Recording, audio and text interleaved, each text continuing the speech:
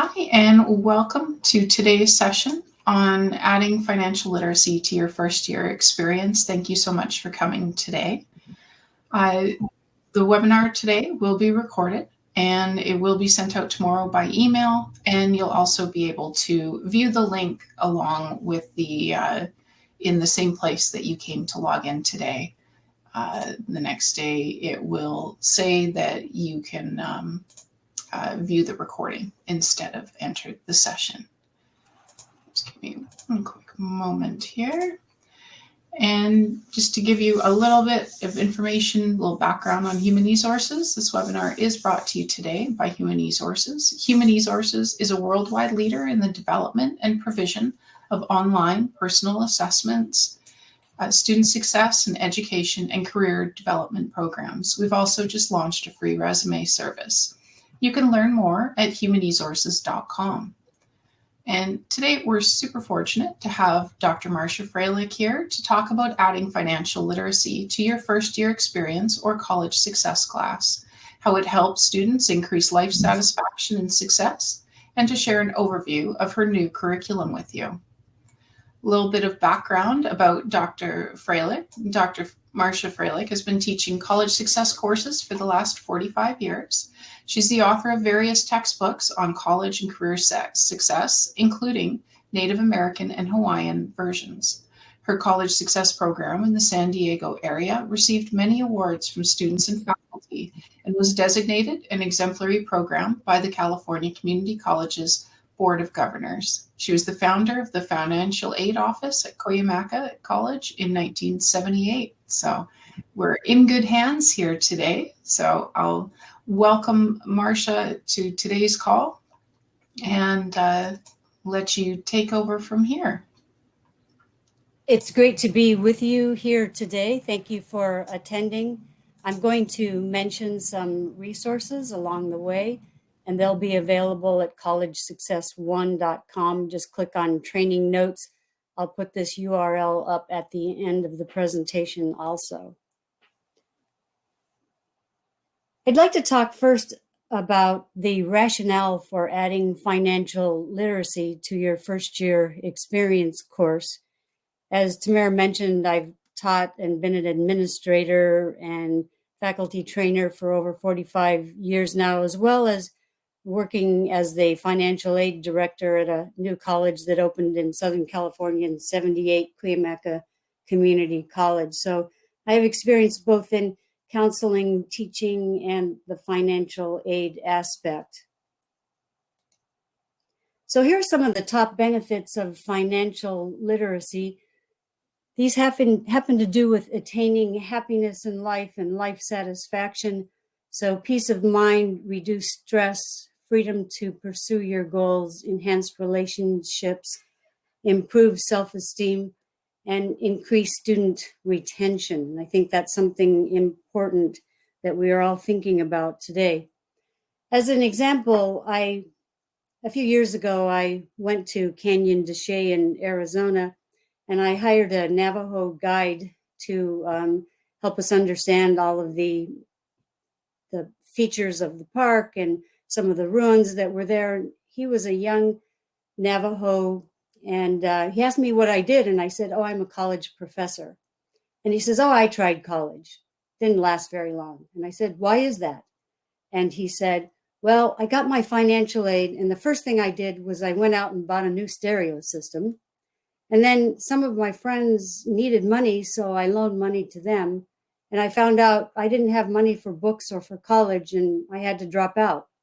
And so I think that's a good example of what happens to our students, particularly if maybe they're first generation students. But I think all students today benefit from being able to manage their money and experience reduced stress and peace of mind if they have some knowledge about financial literacy.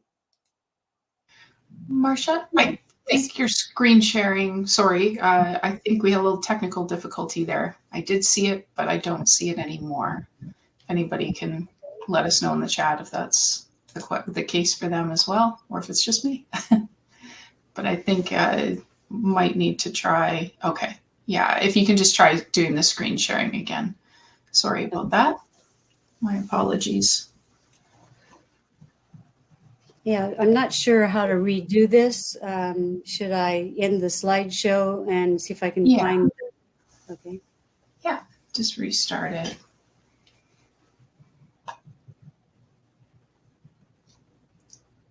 We'll get back on track here in just 2 seconds. Thank you very much for the chat as well. I see several of you have found the chat, so that's fantastic. Feel free to ask questions as we go, and I can ask Dr. Fralick the questions out loud.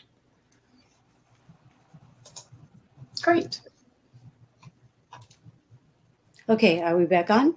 We are indeed. I see it now. All right. So one of the themes that runs through all of my materials is finding happiness in life. And a common question is, does money buy happiness? And so that has a complicated answer. It increases happiness, emotional well-being, and life satisfaction up to about $75,000. And this is based on some research done by Kahneman and Deaton in 2021. I think it might depend on what part of the country you live in. I think it's helpful for students to know the connection between money and happiness as they're looking at planning their career and having satisfaction in life. My background is working in a community college, and if I were to ask students why they were attending, it would be to provide a better future for themselves and their family and be able to support their family. I was looking online and I found this nice diagram from the Central Bank of Montenegro, of all places. Amazing what you can find online, because I think that financial literacy increases quality of life. And so this little diagram I thought was intriguing and helped to provide some perspective on this. And so being a banker, you put financial and material living conditions here at the top. But other things that contribute to quality of life, of course, is our natural living environment, personal safety, leisure and social activities. And we're focused on the education and training part, healthcare, employment, and economic security.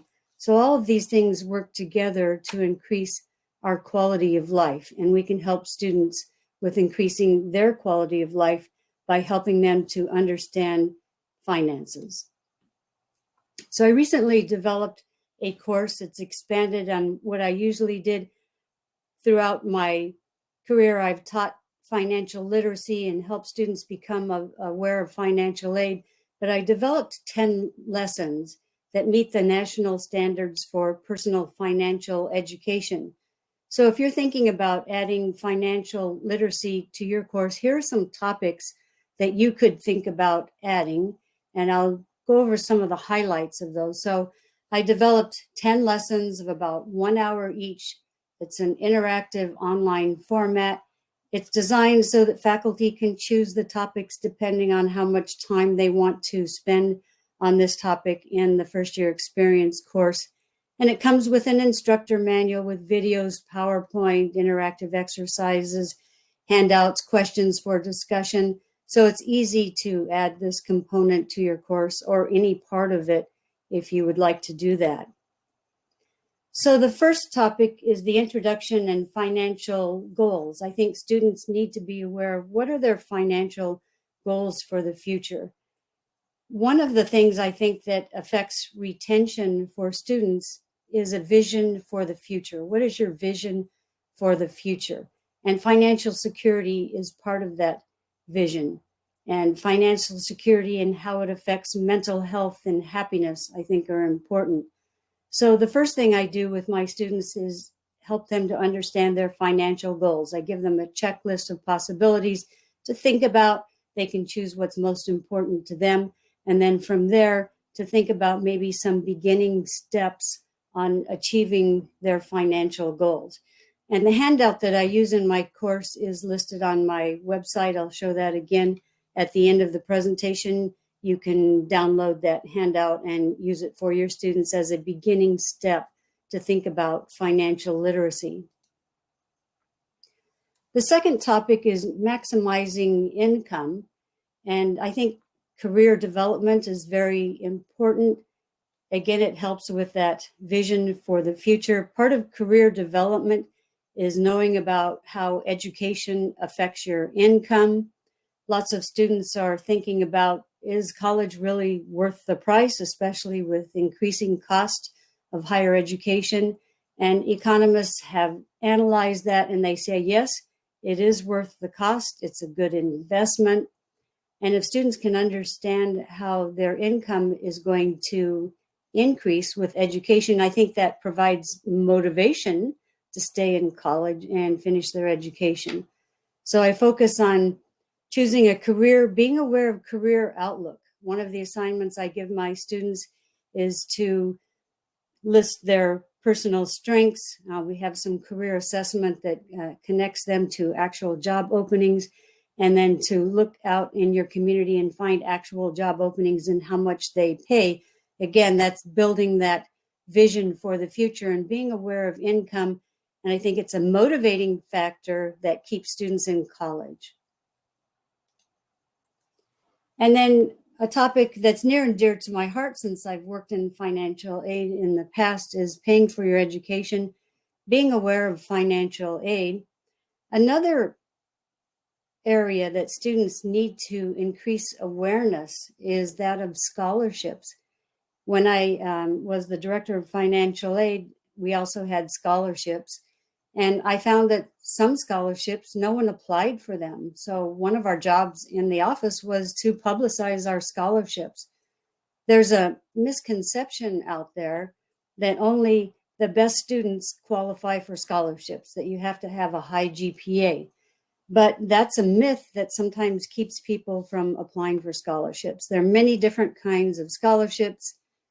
Anyone can offer a scholarship based on any criteria. It can be your parents' occupation, it could be your religious background, it could be even the color of your hair. I saw one from Clairol for the color of your hair. So there are lots of different kinds of scholarships, and students need to apply for those. Sometimes I compare it to having a part-time job. So looking for scholarships, developing your scholarship application, which you can reuse many times. It's like a part-time job and the pay's really good. Is a college education worth the cost? I show them figures that show them that it is worth the cost. I think the heart of financial planning and financial literacy is this one, and that is budgeting and saving. So I have my students monitor their spending, create a basic budget, learn to control their expenses, and get in the habit of saving money. And I've learned some interesting things in looking at my students' work on this area. For example, it's common that my community college students will spend $400 a month on fast food. And I think they don't even know how much they're spending, or $100 a month on coffee.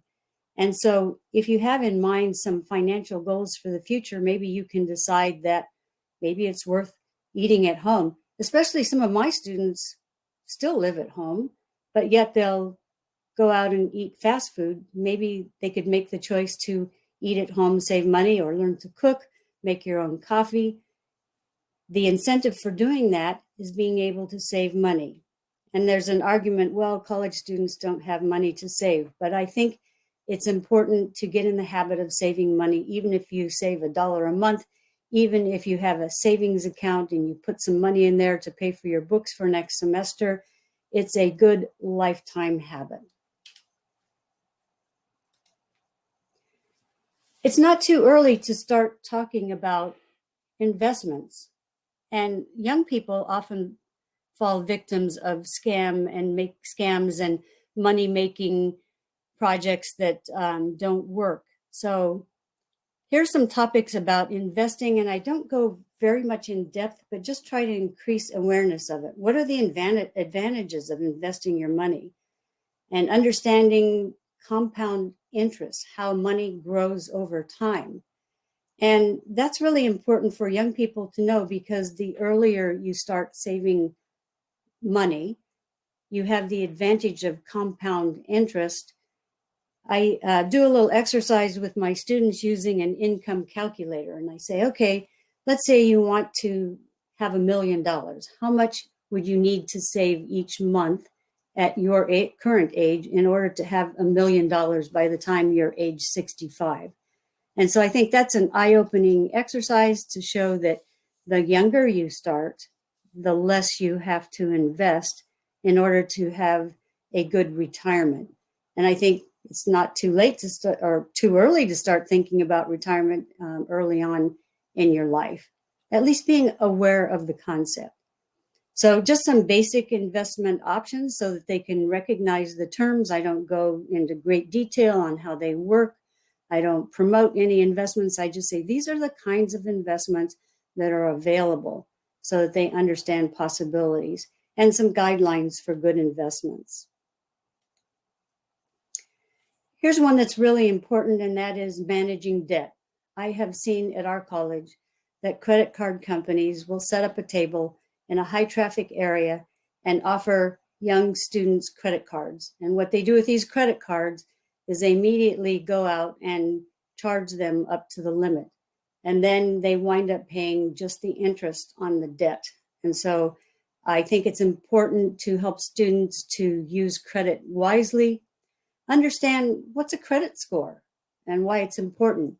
If you have a good credit score and you're going to purchase an automobile, then you're going to pay a much lower rate than if you don't have a good credit score. So it's actually worth money in your pocket. Managing consumer loans and credit cards and some good financial habits.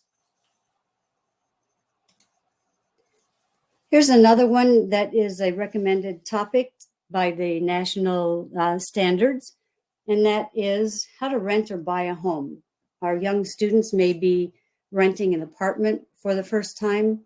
It's important for them to understand how to get a good reference so that they can rent in the future. Why is it important to think about owning your own home? That's going to be the basis of wealth for most people in the future. And even though it might seem impossible, how can you start thinking about buying a home? And in the program that I developed, I looked for videos of young people who have bought a home, and they talk about how they started thinking about it, how they started saving for it. For example, there was a young student who graduated from nursing school. While she was in nursing school, she opted to live at home. While she began her career, she stayed at home and took her income and saved it for a down payment on a house. As a parent, I would be more than happy to have my child stay at home if they were saving to buy their own home. This puts some possibilities in mind for our students. Understanding banking. I didn't realize that many people in our country don't have a bank account. I've always driven by stores that offer check cashing services, and I wondered, why would someone need that? And these check cashing services have a hefty fee to cash your check. And then I realized many people don't have bank accounts. So why have a bank account? What are some services? How can you manage your account so that you don't have overdraft fees? And it might, for some of us who are a little bit older, we might not realize that younger students may have never written a check. So I have a 1-minute video on how to write a check and a practice check so that students know how to write a check. And then here's the 9th one, which is risk management and insurance. What is identity theft? How can you prevent identity theft? What are some common scams, and how can you recognize a scam? I have worked in the counseling office, and students have told me about scams that happened to them, and I felt powerless to help them. And so I think that the best help we can give them is how to recognize a scam, something that everyone needs to know. Why do I need insurance? Our young students will probably be buying car insurance for the first time, so some basics of car insurance and just a few basics about health insurance. And the last one is understanding taxes. The first question is, why do we pay taxes? and how much will I pay, and how do I complete my income tax form. So I have a blank 1040 with a simple form where you don't have to itemize and some financial information, and I have them practice filling out that form. They can fill it out in probably 20 minutes, and it gives them a good understanding and also not fear being able to complete these tax forms and pay taxes. So a basic component of financial literacy. I have a video on YouTube that provides an overview of my financial literacy program, and it shows the different chapters and the interactive features if you'd like to look at that. And I'll show you this URL at the end and how you can access it easily so you don't have to write down this complicated link here. And it's only 6 minutes. So this is where you can find my resources. This is my website, collegesuccess1.com. So that's the only thing you need to write down if you'd like to access my resources, collegesuccess1.com. And then click on training notes. And if you click on training notes, this is what you'll see. The PowerPoint for today, the link to my YouTube video, my classroom handout, my financial goals. And here's my contact information. If you have academic questions, you can contact me at marshafralick.com. If you'd like to learn more about the curriculum, you can contact Human eSources. They host the financial literacy program. For a demo or to place your order, here's the contact information. Here's some references too. I mentioned some research about money and happiness and financial stability. So that's all there at my website, collegesuccess1.com. So at this point, I wonder if anyone has questions. Would really like to hear from you about implementing this in your own course, or any questions about any of the topics that I've used in my course. So I would be really happy to hear from you, any questions you might have. We'll open the floor up to people. I actually had a quick poll, if you don't mind, and just we'll ask you right now, does your institution provide students with financial curriculum? Is this something new for you, or is this something that you're already doing and that you already teach? And we'll just, we can watch the results live here. So, looks like the yeses are starting to win here. That's great to know, and just gives us a sense of, if you're looking to add new ideas, or if this is something that currently doesn't exist. Great. And then one other quick question, should only take a moment. Thank you for your participation. Is, do you teach a course yourself that covers financial literacy? I know it may be part of another course, or it may be like a personal success or personal finance course, but just if you are willing to share whether you currently teach that or have an interest in it.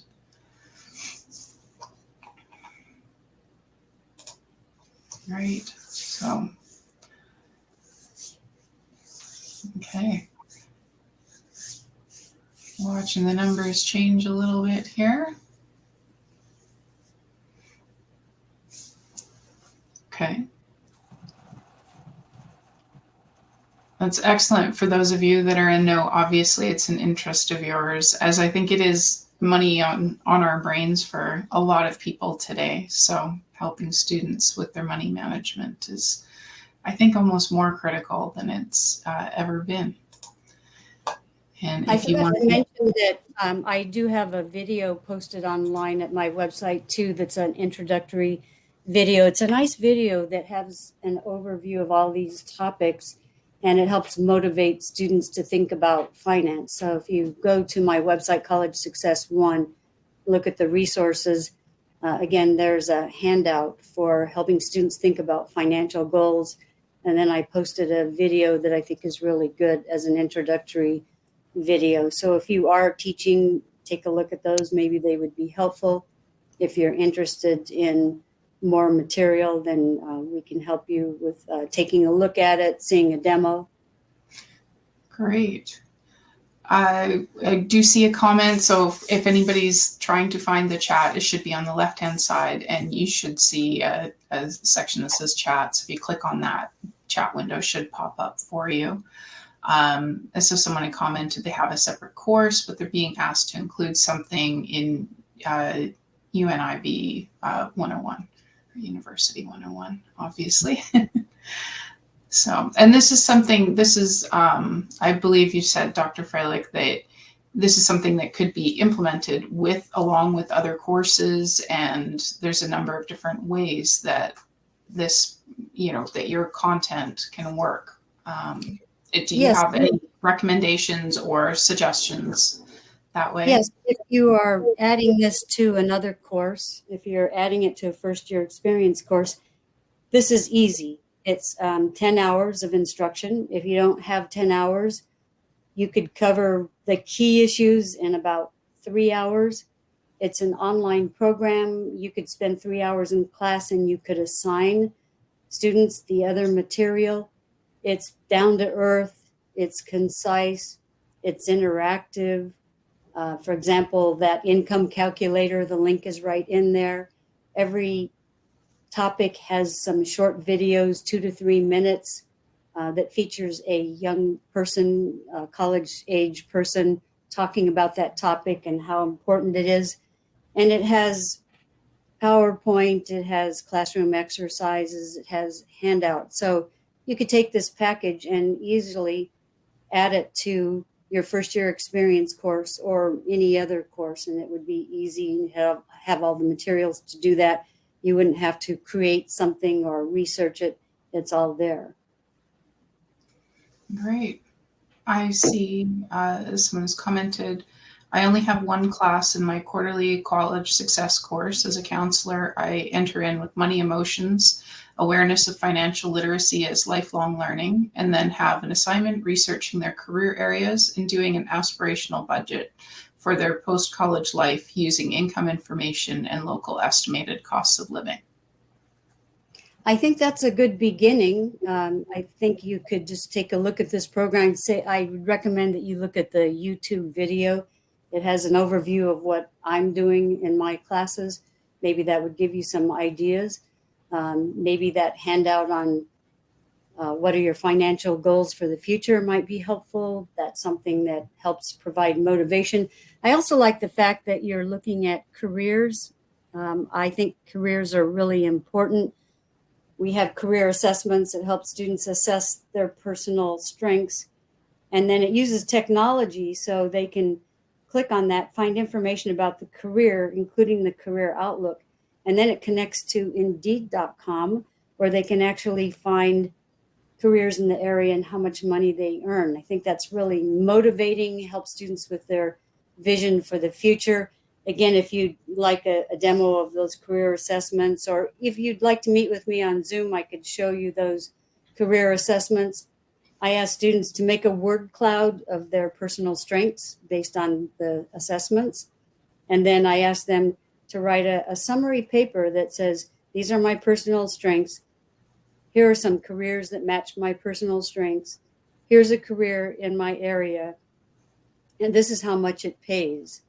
And so if any of you are interested in that quick assignment too, I'd be happy to share that. Great. Thank you very much for everybody contributing to today's program. And thank you, Dr. Fralick, for coming and sharing your knowledge today. And we have a follow-up. I follow financial literacy section using dependable strengths. Okay. Excellent. Great. And if you have any other questions, you can feel free to use the contact information here. As I mentioned, this webinar is recorded and it will be available tomorrow in the same location that you logged in. Instead of saying join session, it's going to say view recording, and you'll be able to see today's recording. I will also send out, you'll also receive an email with Dr. Fralick's website information, as well as human resources. We have the her content as well is available on humanresources.com for purchase. And thank you very much for your time today. Please make sure, if you have just 2 seconds, if you can fill out, there's going to be a survey that you'll receive right after this session, and you'll also receive it by email. And I hope you have a great day. Thank you so much. Yes, thank you for joining us, and have a great day. Bye.